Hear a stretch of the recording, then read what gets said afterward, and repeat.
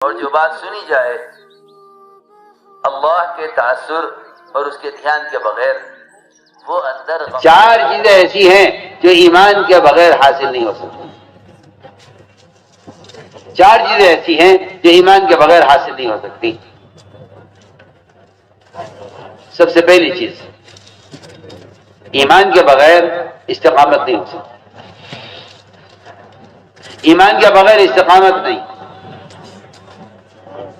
اور ایمان کے بغیر جتنے اللہ کے وعدے ہیں،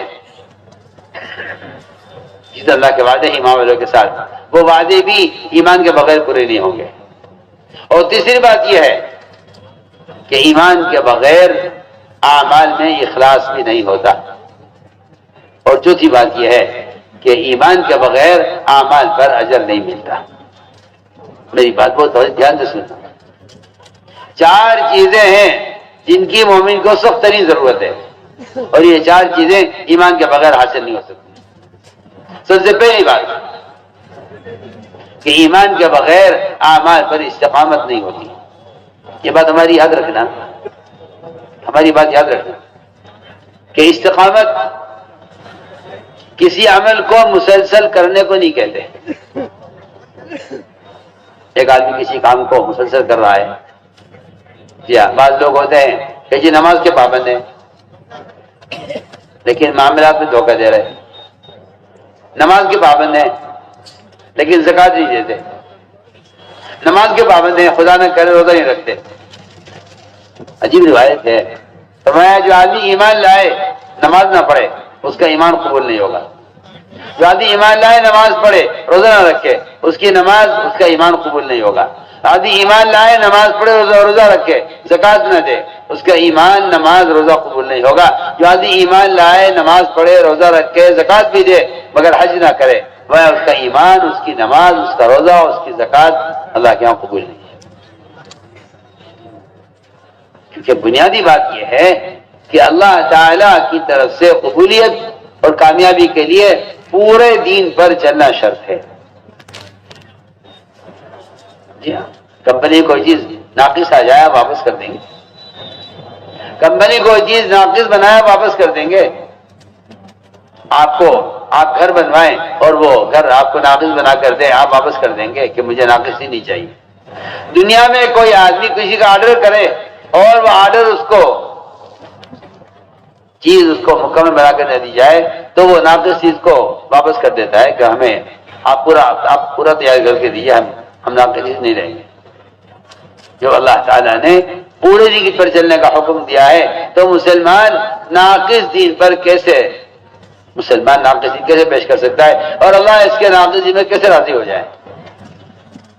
مجھے پہلی بات مجاز کرنی ہے کہ ایمان کے بغیر اعمال پر استقامت نہیں ہے. استقامت کسے کہتے ہیں؟ استقامت کسے کہتے ہیں؟ ہماری بات توجہ سننا. استقامت کہتے ہیں پورے دین پر چلنے کو. اللہ نے فرمایا ہے قرآن میں وَأَنِ اعْبُدُونِي هَذَا صِرَاطٌ مُسْتَقِيمٌ کہ تم میری کامل عبادت کرو، یہ صراط مستقیم ہے.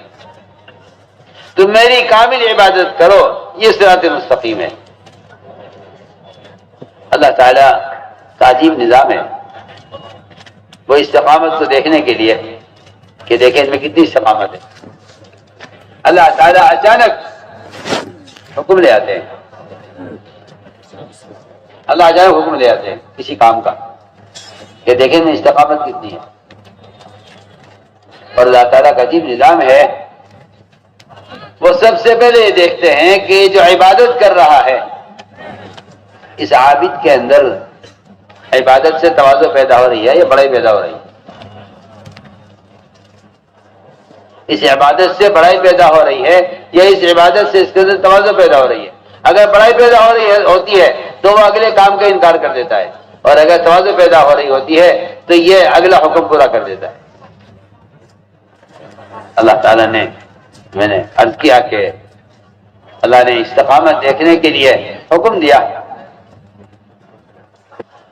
فرشتوں کو حکم دیا آدم کو سجدہ کرنے کا.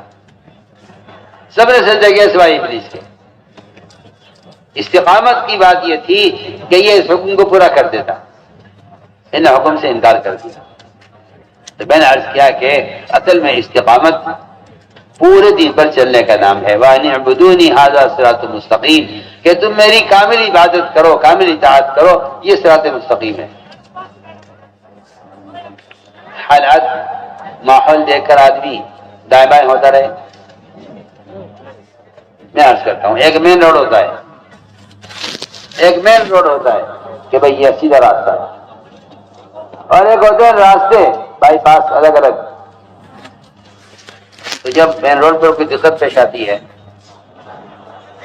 تو مسافر یہ سوچتا ہے کہ چلو یہاں سے کچے میں اتر جاؤں اور یہاں سے ادھر ادھر گلیوں میں گھوم گھام کے پھر پہ آ جاؤں گا سیدھے راستے پر۔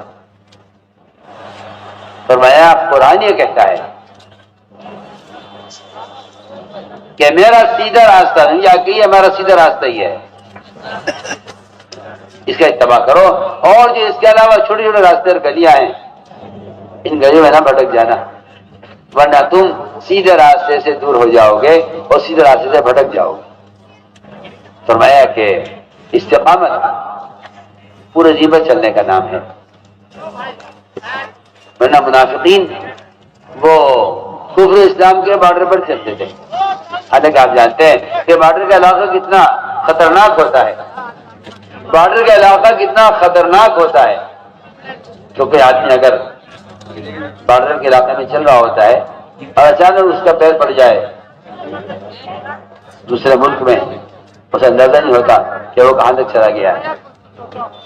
تو آپ کو معلوم ہونا چاہیے کہ ایسے لوگوں کو قید کر لیا جاتا ہے، جیلیں ہو جاتی ہیں، کئی سال گزر جاتے ہیں ان کو جیلوں میں، ان کو چھوڑتے نہیں ہیں، وہ کہتے ہیں آپ ہماری حد میں داخل ہو گئے۔ جب انسانوں کی ان حدوں کے قائم کرنے کی اہمیت ہے تو جو اللہ نے حدیں قائم کی ہیں، لا تقربوا مال الیتیم، لا تقربوا الزنا،